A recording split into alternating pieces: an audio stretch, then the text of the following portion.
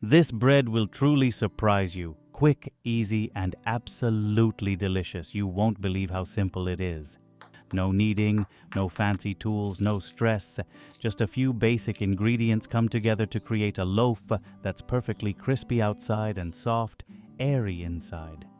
Whether you're a first-time baker or just need a no-fail recipe, this is it. Trust me, once you try it, you'll be making it again and again. So let's get started. Let's kick things off with the yeast mixture, the heart of our bread-making journey. In a bowl, combine 225 milliliters of water, 50 milliliters of milk,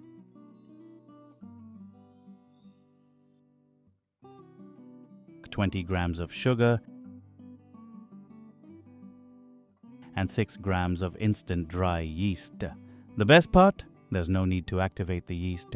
Just whisk it all together until everything is beautifully combined.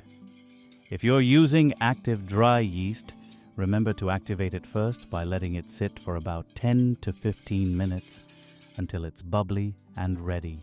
Set it aside for now, and let's move on to the next exciting step. Next, take a large mixing bowl and sift in 400 grams of bread flour. Sifting helps remove any lumps and ensures the flour mixes evenly, so don't skip this step.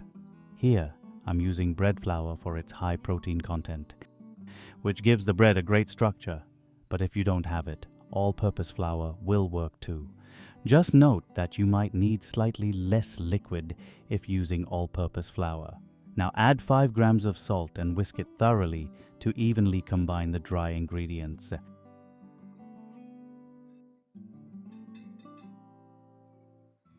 Now let's bring the magic together. Pour the liquid mixture into the dry ingredients and start combining everything using a dough whisk or a spatula. As I mentioned, no kneading is required for this recipe.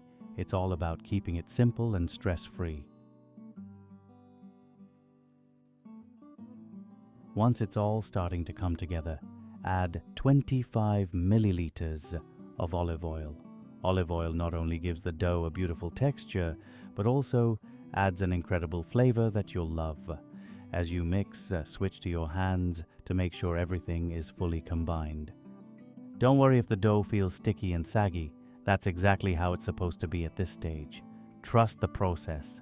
There's no kneading needed here, making it so simple that anyone can master this bread at home.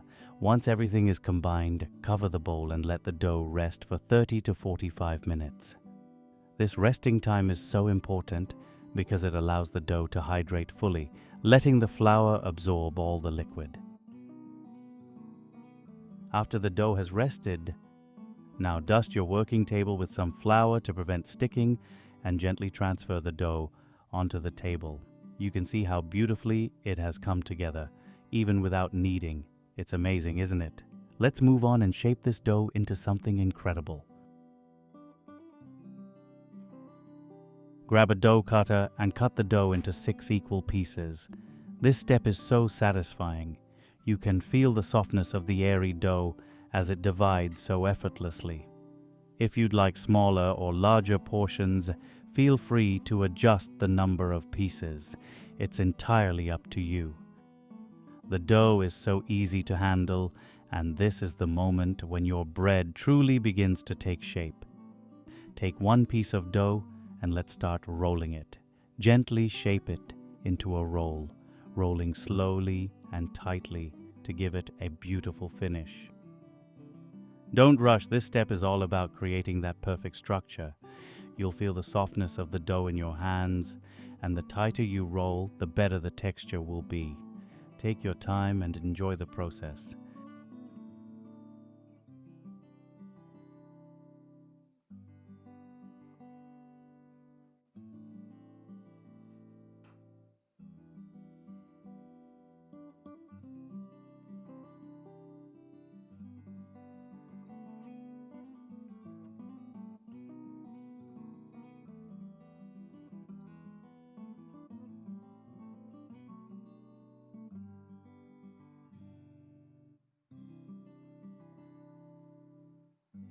It's such a rewarding experience.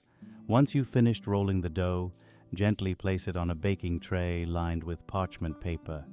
Each roll is starting to take shape, and it's already looking so satisfying, isn't it? Now, cover the tray with a clean kitchen towel or plastic wrap to keep the dough cozy. Let it rest and proof for about 30 minutes. Keep in mind, the dough proofing time can vary depending on your kitchen temperature. If your kitchen is warm, the dough might proof faster, while a cooler environment could take a bit longer. Now, preheat your oven to 220 degrees Celsius so it's nice and hot, ready to bake these beauties.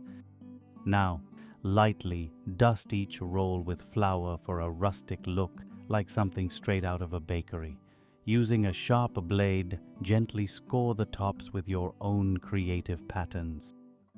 Each cut not only adds beauty, but also helps the bread expand as it bakes, creating that signature texture. This step feels so satisfying. Let's get them ready for the oven. Once you've finished scoring, it's time for a little magic. Carefully pour some hot water into a baking tray. This creates steam, which is the secret to that irresistibly crispy crust. Watching this step come together will make you feel like a pro baker. It's such an exciting moment. Now place your rolls in the oven and let them bake for 25 to 30 minutes. The exact time depends on your oven, but usually 25 minutes is just right. Keep an eye on them as they turn golden brown, filling your kitchen with the most amazing aroma. This is the moment when all your efforts pay off. Your bread is about to become a masterpiece. This bread is so versatile. It's absolutely perfect with your favorite dips, adding that crispy golden touch to every bite. Or use it to make sandwiches. It's soft and airy inside, holding all your fillings beautifully. Whether you're enjoying it fresh out of the oven or pairing it with your favorite spreads, this bread is a game changer. Trust me, once you try it, you'll keep coming back for more. Let's discuss the few tips to ensure your bread turns out perfect every time. No knead dough is wetter and stickier than kneaded dough, and that's the beauty of it. Resist adding extra flour, as this stickiness is the secret to soft, airy. Even without kneading, the resting time works wonders. It allows the gluten to develop naturally, transforming what starts as a shaggy, messy dough into something beautiful. And if you have time, letting the dough rest in the fridge is like giving it extra love. The slow fermentation creates rich, tangy flavors, making your bread taste like it came straight from an artisan bakery. Adding hot water to the oven creates steam, which is crucial for achieving that crispy crust. I hope you enjoyed this video and found it helpful. If you did, don't forget to give it a thumbs up, share it with your friends, and hit that subscribe button for more delicious recipes.